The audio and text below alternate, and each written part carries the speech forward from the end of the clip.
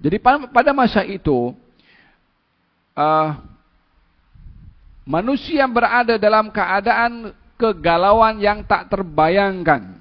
Karena tak ada siapa yang boleh dirujuk oleh mereka, termasuk para anbiya yang waktu itu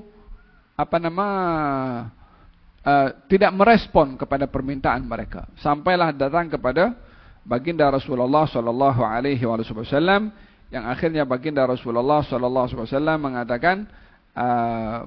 mengatakan analaha, saya yang akan memberikan syafaat. Maka disitulah kedudukan yang tinggi diberikan oleh Allah dan ditunjukkan oleh Allah Subhanahu wa taala kepada baginda Rasulullah sallallahu alaihi wasallam. Jadi syafaat Nabi ini bukan hanya kepada umatnya, kepada umat-umat yang terdahulu pun akan datang kepada baginda Rasulullah sallallahu alaihi wasallam. Dalam kita melihat daripada sudut harapan dan tafaul, kalau orang lain daripada umat terdahulu akan diberi syafaat, agaknya umatnya akan diberi syafaat atau tidak? Priority yang di-concern oleh Nabi dalam hal ini diminta ketika didatangi untuk diminta syafaat, maka baginda Rasulullah sujud kepada Allah dan tidak diangkat kepala beliau daripada sujud melainkan mendapat izin dari Allah Subhanahu wa taala, angkat kepalamu, mintalah kamu akan diberi, beri syafaat kepada siapa yang engkau ingin beri syafaat. Yakni open, dibuka selebar-lebarnya oleh Allah Subhanahu wa taala. Syafaat Rasulullah terbagi kepada 5 kategori. Yang pertama, syafaat diringankan ketika berada di padang mahsyar dan dipercepat hisab. Orang berada di padang mahsyar 1 hari umpama 1000 tahun. 1 hari itu baru di padang mahsyarnya, belum lagi entah pergi ke sirat, belum lagi nunggu giliran nak pergi ke hisab, belum lagi kepada ketimbangan. Kita tak boleh nak membayangkan berapa lama akan berada di padang mahsyar menunggu giliran masing-masing satu demi satu. Sehingga mereka datang kepada Rasulullah sallallahu alaihi wasallam untuk mendapatkan syafaat. Di antara syafaatnya adalah ta'jilul hisab, supaya dipercepat hisab ataupun berada di padang mahsyarnya dipercepat.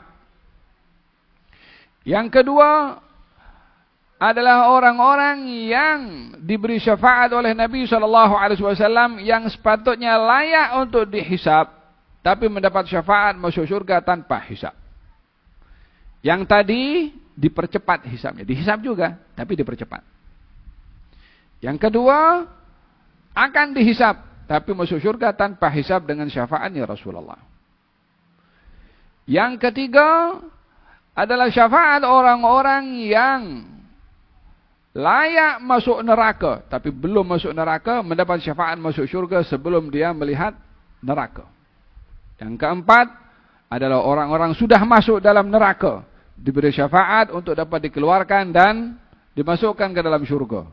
Yang kelima adalah syafaat orang berada dalam surga yang diangkat darjatnya di surga dengan syafaatnya Rasulullah sallallahu alaihi wasallam.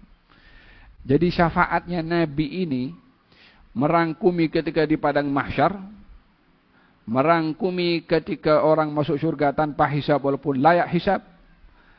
Orang boleh masuk surga walaupun tercatat namanya dalam api neraka. Orang neraka pada masa kadar tertentu namun diberi syafaat dikeluarkan sebelum masa tersebut.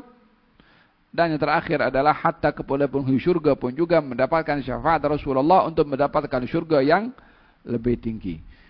Insan macam mana kira-kira nak tengok ini Rasulullah SAW yang dinilai demikian oleh Allah, yang diberikan demikian oleh Allah Subhanahu wa taala, yang teramat luar biasa. Lalu kalau itu kedudukannya nanti di akhirat nanti. Lalu kita ini setelah memahami semua syafaat itu diberikan oleh Allah kepada baginda Rasulullah SAW, adakah di antara kita tak perlu aku mesti masuk surga tanpa hisab walaupun tanpa syafaat Rasulullah SAW? Ada orang akan berpikir seperti itu. Faham dong? Jadi kalau untuk kita mendapatkan yang seperti itu, kalau Anas bin Malik sahaja mengatakan kepada Rasulullah, ya Rasulullah, di mana saya boleh jumpa engkau nanti di hari kiamat? Katanya indas sirat. Di jembatan situ. Kalau tak jumpa di mana? Gal endal mizan, di timbangan. Kalau tak jumpa macam mana? Gal di telaga. Aku tak lepas daripada 3 tempat ini, kata baginda Rasulullah sallallahu alaihi wasallam. Anas ibnu Malik, sahabat Nabi, yang didoakan oleh Nabi termasuk ahli syurga, masih mau mencari Nabi nanti di hari kiamat. Gal, ya Rasulullah, di mana saya boleh jumpa dengan engkau? Anas, tak cukup ke doanya Nabi, engkau termasuk syurga? Ya Allah, panjangkan. Nabi berdoa untuk Anas bin Malik, ya Allah, panjangkan umurnya, murahkan rezekinya, ampunkan dosanya, dan masukkan dia dalam syurga. Kan sudah itu doanya Nabi makbul untuk Anas bin Malik. Untuk apa dia cari? Ya untuk kita boleh cari. Anas sudah dapat. Orang yang ingin dapat di sana, ya mesti di sini juga dekat dengan beliau. Faham tom? Kita selalu doa minta syafaat kepada Rasulullah sallallahu alaihi wasallam. Syirik. Awak nanti di akhirat nak cari siapa?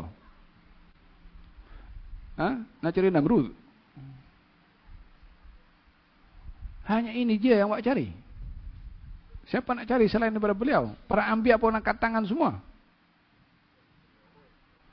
Hada tentang kedudukan Rasulullah sallallahu alaihi wa ala alihi wasallam, katanya irfa rasak sal tu'ta washfa tushaffa. Gal angkat kepalamu, minta apa saja, bagi open, diberi selebar-lebarnya permintaan. Tak ada unlimited permintaan. Minta apa saja. Dia tak ada bagi tahu Allah Subhanahu wa taala minta sikit saja atau minta sal tu'ta, minta apa saja akan dikasih.